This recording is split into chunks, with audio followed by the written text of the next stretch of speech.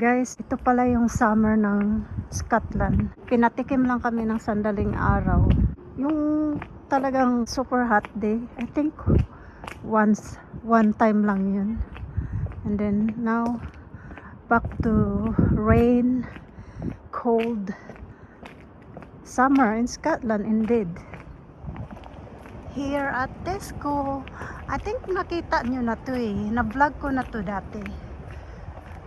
But syempre, naghinto ako mag-vlog. So, i-vlog ko na rin. I'm not sure kung may manonood ba nito. But, why not vlog? Ayan. Ito yung Tesco natin. Husband come home from work and this is from the client given to us from her garden. You know guys, I appreciate someone someone can plant and fresh from the garden. I do wish that I can plant myself, but obviously plant die on me. Binigay niya sa amin to. Ang bait, di ba?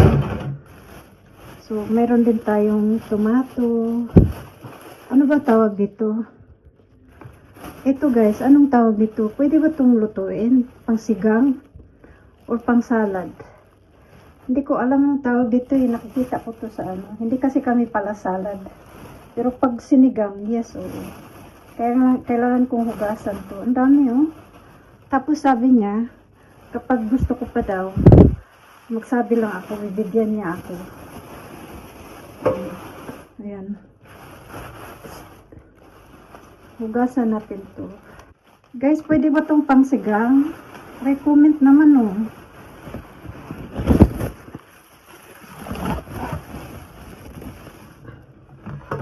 Ay, ang dami. Ang dami. Tomato. Ano ba tong tawag na ito? Hindi ko. Ito ba yung green peas? I think it is. Oh, I need this tomato. I'm glad I didn't buy it today. Kasi I'm thinking making a anchovies with tomato. What a perfect timing. Yummy, yummy, yummy, yummy, yummy.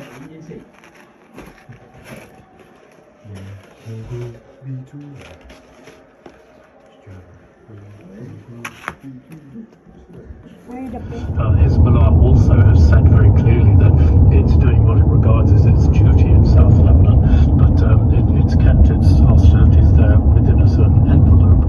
But that's obviously not the Americans or Iran or Hezbollah.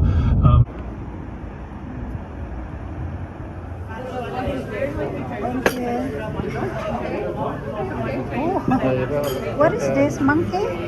Is that a monkey, darling? What is it? Oh, it's a panda. What is that? That's a turtle. What is that? I think you've got a monkey. No, it's not. It's an owl. It's an owl. Oh, it's sort of upside down. Is that upside down? It's an owl, yes. It's an owl. No, you already messed up, son. You know, son, I'm growing in YouTube. My views already a little bit jump up high. No, I will come. Are you making any money yet? Now you can have my bacon there.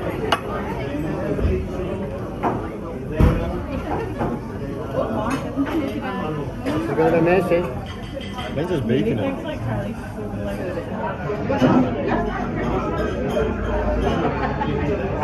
Years, it's the kind of next generation, and I think that does make a difference. Out of your minds when you're actually competing, or is it always lingering there? So guys, andito ako sa Filipino store. So andito ako magsha-shopping for today. Mabuhay! Good morning! Good morning! Hinihintay ko si Joy. Yeah, may tuyo dito. Namili talaga ng malaki. Ayan. Meron din silang ubi pandesal. Spanish bread. Oops. I need to pick up the suman malagkit. Pwede ito ilagay sa ano no? Sa ref? Yes po, yes. Okay. Kuha na ako. Sana may katulong akong kumain. This is my favorite. Plantain.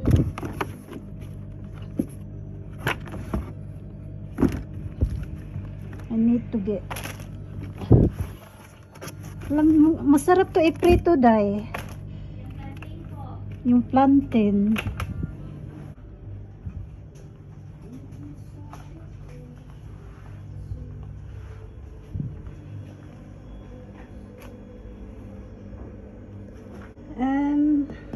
May hinahanap ako eh. Galunggong. Yeah, galunggong. Ayun. Paano ba ito buksan? Ganito pala.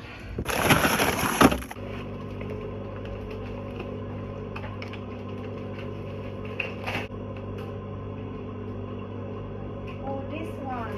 This is I like. Energy. Mabusan ako dati.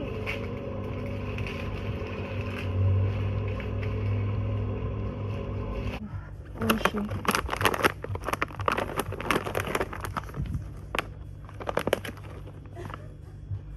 I-try ko to. Anything purple. For some reason na-attract ako. Oh, wow! Gabi.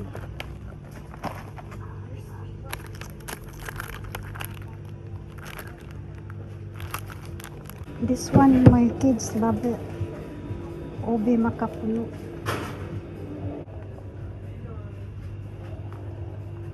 Halos lahat nandito na eh. Ay, star margarine. I miss this one. Of course, munggo. Let's try muna. Isa muna kasi hindi ko pa ano. Tatlo ka.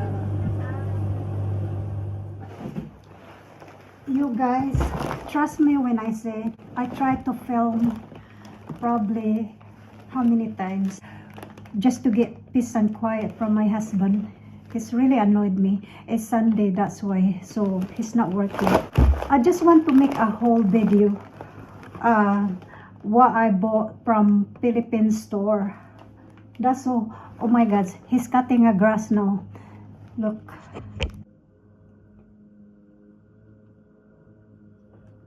Okay, I am going to try and speak English most of the time, but please understand that sometimes I can't help my language from time to time. You know, I mean, it's just a natural habit for Filipino. Speak our own language sometimes. I'm not really fluent in English, although I can speak and understand, but anyway, let's go ahead and do this quickly because my husband mowing on the garden, so better hurry up. Anyway, the first item I bought is dry fish, and then we call this one is tuyo or bulad in Bisaya. I speak different languages from Philippines. So this is tuyo or dried fish. Then we have a Spanish bread, and this is really good for having coffee in the morning. So that's that.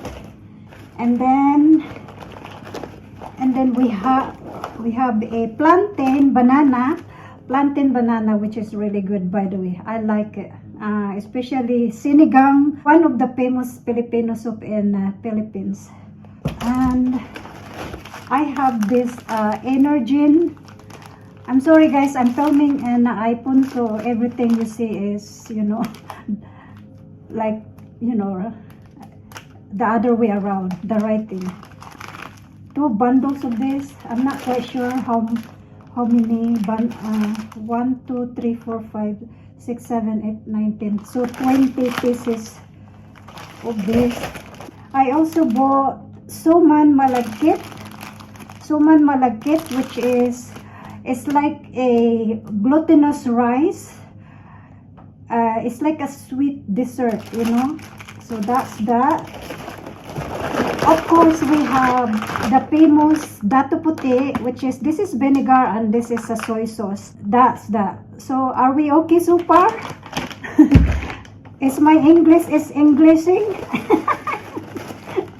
I hope we're still okay. And then this one is called Lucky Me. Oh, I thought this is Lucky Me. Lucky Me Pancit Canton. I have 6 of this and different flavor. So each flavor I got a couple. So the other one is original Pancit Canton. So I have 2 of this. My son loved this one. And this one is sweet and spicy. I also have a couple. That's for my son when my son is craving for Pancit Canton. And of course, how can we forget the calamansi flavor? Yeah, calamansi flavor. So this is Pancit Canton, you know, like the name of the brand is Lucky Me. And noodles, yeah. And then I also bought sardines. Lego. I miss sardines, which is handy for a, you know, when you're hungry and nothing in the fridge. So just grab one of these with rice. Delicious. And of course, I miss the margarine, Star Margarine. It's like butter. Yeah, it's like butter. This is good for making fried rice as well, and put a little bit of this. This is our classic Star Margarine. This is giving me nostalgic. This is what we use when we're little kids, you know. And sometimes we fight over it because we hardly afford for this one. And then I thought I'll try the bubble tea. So I picked the matcha green tea since I love matcha, because I love green tea, anything green tea. That's that. And liquid seasoning chili flavor. This is really handy as well for steak when you find that you need a little bit something, so you just drizzle a little bit of this one. That's that. Sorry guys, this is so rushy, you know, impronto. Trying to be quick while my husband is mowing in the garden, or else I'm not gonna make this whole at all.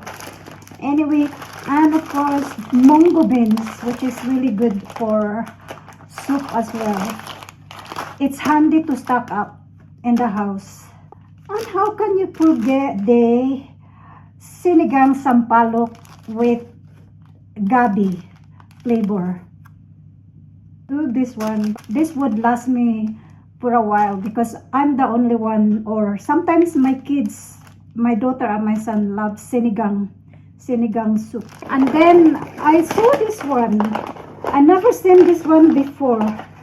It's called Oishi Pelos. I thought, and I like anything purple color, so I thought, why not try?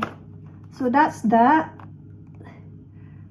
So I know you guys want to compare the prices back home in Philippines, and of course Yuki pricing as well. So I am going to show you how much I paid for everything. So I paid for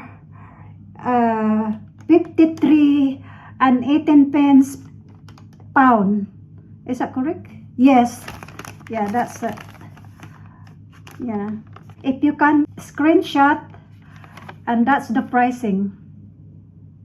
Of course, we're not doing a conversion, you know, because we live in this country. We pay different tax and pricing, obviously. It's just the reality. But I thought just to let you know how much I paid for all this product from the Philippines, how much I paid for.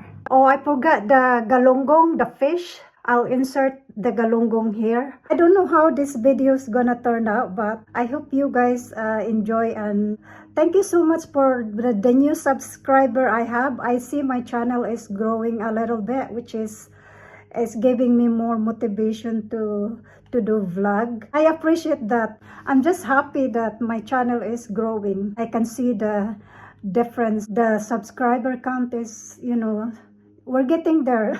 Baby step. Okay, thank you guys. Thank you for watching. That's it. That's it guys. So ito na lahat. That's everything.